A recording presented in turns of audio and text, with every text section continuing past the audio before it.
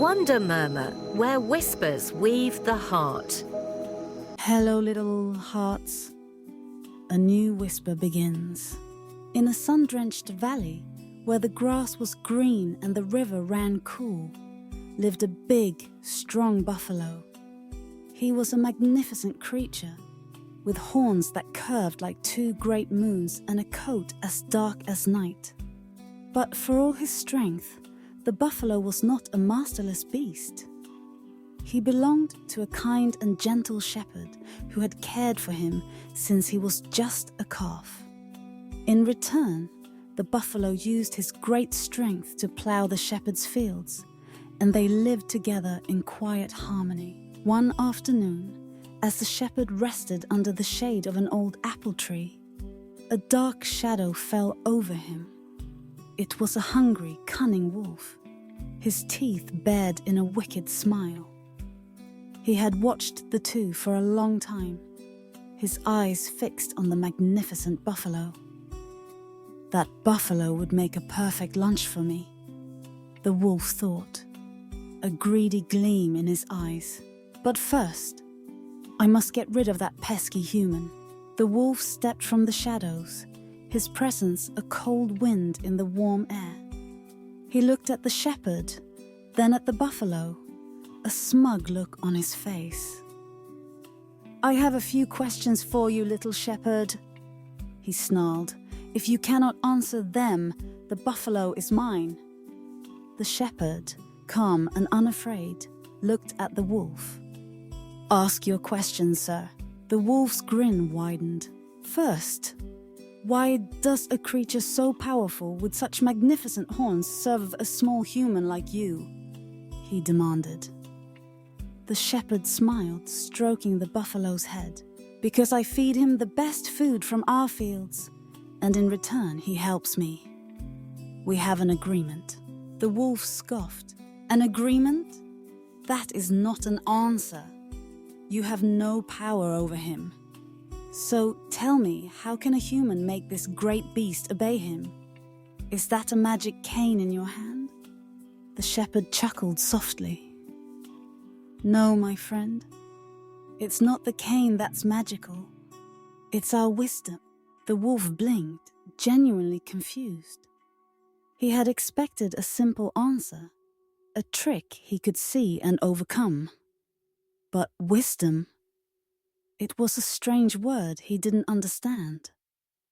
"Wisdom? What is that?" the wolf growled.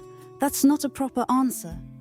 Now, I can take this buffalo home with me if I want, but I am very curious about this thing you call wisdom. What is it? Show it to me." The shepherd's eyes twinkled. He knew he had the wolf exactly where he wanted him. "I can't show you wisdom right now. It's not with me.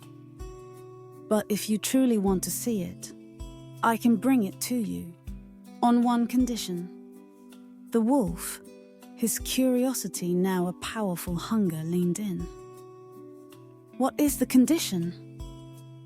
"Until I return with wisdom," the shepherd said, "I will tie you to this tree. That way my buffalo will be safe while I'm gone." The wolf hesitated for a moment, but his arrogance won out. "A mere rope can't hold me," he boasted. "I will be free in no time."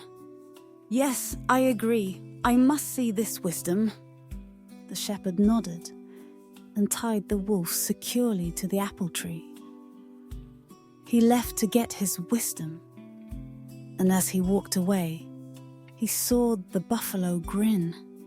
The wolf, still unable to understand why the buffalo was smiling, waited impatiently, tugging at the rope. Hours passed. The sun began to set, painting the sky in shades of orange and pink. The wolf, growing impatient, tugged and gnawed at the rope, but it held fast. Just as the last light faded, the shepherd returned, carrying a large wooden box. "I have returned," the shepherd announced, a triumphant smile on his face. "And I have brought you wisdom." The wolf's eyes gleamed in the twilight. "Give it to me, quick!"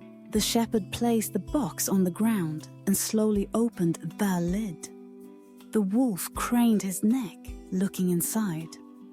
The box was empty. "What is this?" the wolf roared, his voice filled with fury. "You tricked me. Where is the wisdom?" "It's right there, in the corner," the shepherd replied, pointing inside. "If you don't see it, perhaps you should come a little closer. Let me untie you so you can have a proper look." The wolf's greed and curiosity were now a frenzy. He scrambled to get inside the empty box, his eyes darting from side to side, desperate to see this mysterious wisdom. The moment he was fully inside, the shepherd slammed the lid shut with a loud thump. The wolf began to howl and scratch, trapped in the dark. The shepherd's voice, calm and clear, came from above. "Wisdom is too precious to fit in a box, my friend," the shepherd said. "Wisdom is in the mind, and you can only find it by searching for it. Like hidden treasure, the wolf, now exhausted and utterly defeated, slumped to the bottom of the box. He was a creature of brute strength and cunning, but the shepherd had shown him that true power lay in the mind, not in the muscle. His arrogance had been his downfall, and he felt a deep sense of shame. "Please," he whimpered, down, his voice broken. "Please let me out. I promise I will never underestimate the minds of others again. I will be more generous and smarter. I will respect all living things, from flying birds to tiny insects. I have learned my lesson." The shepherd left the wolf in the box for the night, letting him reflect on his pride and foolishness. The next morning, the shepherd returned and, seeing that the wolf's eyes were filled with true remorse, opened the box. The wolf, humbled and changed, stepped out, a new light in his eyes. He thanked the shepherd and the buffalo, and from that day on, he was a different animal. He still roamed the forest, but no longer as a greedy predator. He had learned that true strength lies not in the horns of a buffalo or the cunning of a wolf, but in the quiet wisdom of a shepherd's mind. And a kind heart is a prize more valuable than any meal. Wonder murmur, the story departs, yet the whisper imparts.